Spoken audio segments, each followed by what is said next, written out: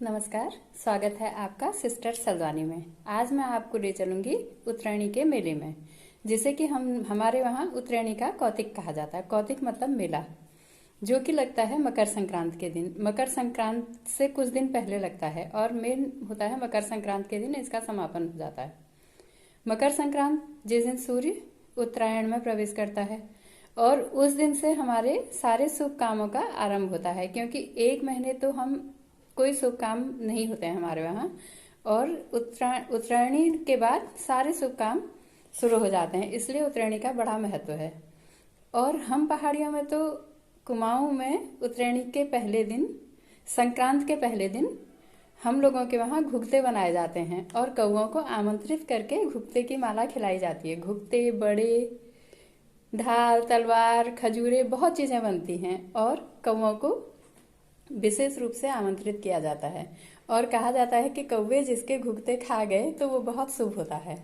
तो चलिए मेरे साथ उत्तरायणी का कौतिक हल्द्वानी हीरानगर उत्थान मंच में देखने के लिए, और देखिए कि वहाँ क्या क्या नया आया है और कैसा मेला लगा है, कितनी रौनक होती है, और दिन और शाम को सांस्कृतिक कार्यक्रम भी होते हैं। तो चलिए आज मैं ले चलती हूँ आपको हीरानगर में लगने वाले पर्वतीय उत्थान मंच में, उत्तरायणी के कौतिक में। तो चलिए मेरे साथ उत्तरायणी का कौतिक घूमने।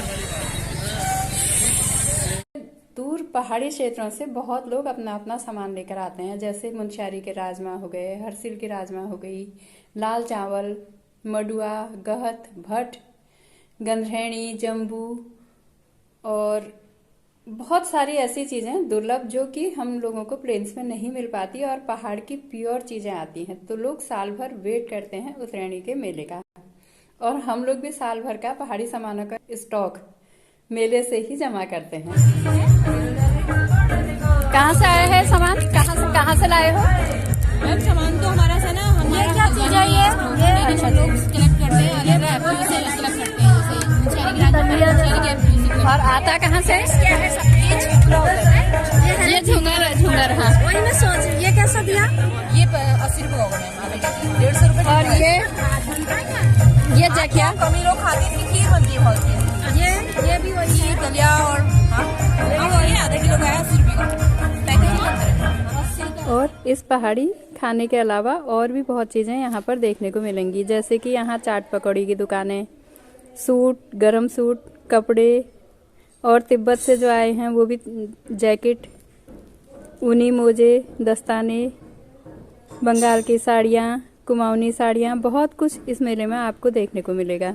और जो स्थानीय कलाकार हैं उन्होंने भी अपनी बहुत अच्छी प्रस्तुतियाँ इस मंच पर दी हैं। और जैसे जो कलाकार हैं जिन्होंने पेंटिंग्स बनाई हैं, इन लोगों ने अपने पहाड़ को बहुत अच्छे ढंग से रिप्रेजेंट किया है और अच्छी अच्छी कलाकृतियाँ बनाई हैं, जैसे ऐपण के नमूने, पहाड़ी वीरों के चित्र और कुमाऊनी लेडीज़। इस तरह से आपको इस मेले में बहुत कुछ देखने को मिलेगा।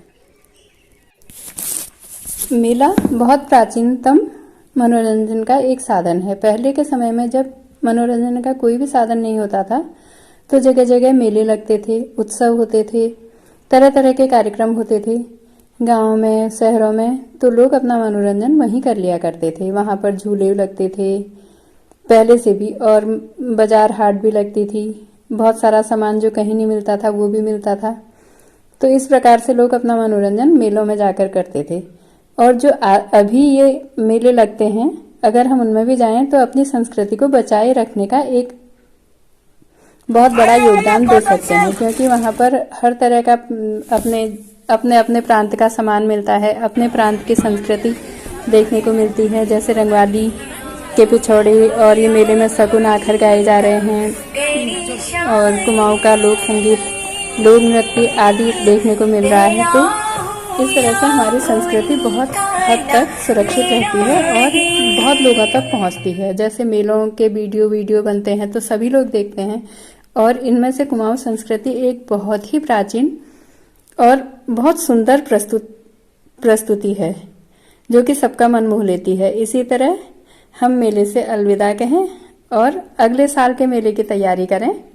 तो बने रहिए मेरे साथ। अगर आपको मेरा वीडियो पसंद आता है तो लाइक, शेयर, सब्सक्राइब करें, और अगर आपको पसंद नहीं आता तो भी आप अपने कमेंट सेक्शन में जाकर दें कि मैं और कैसे काम कर सकती हूँ। नमस्ते, मिलते हैं अगले ब्लॉग में।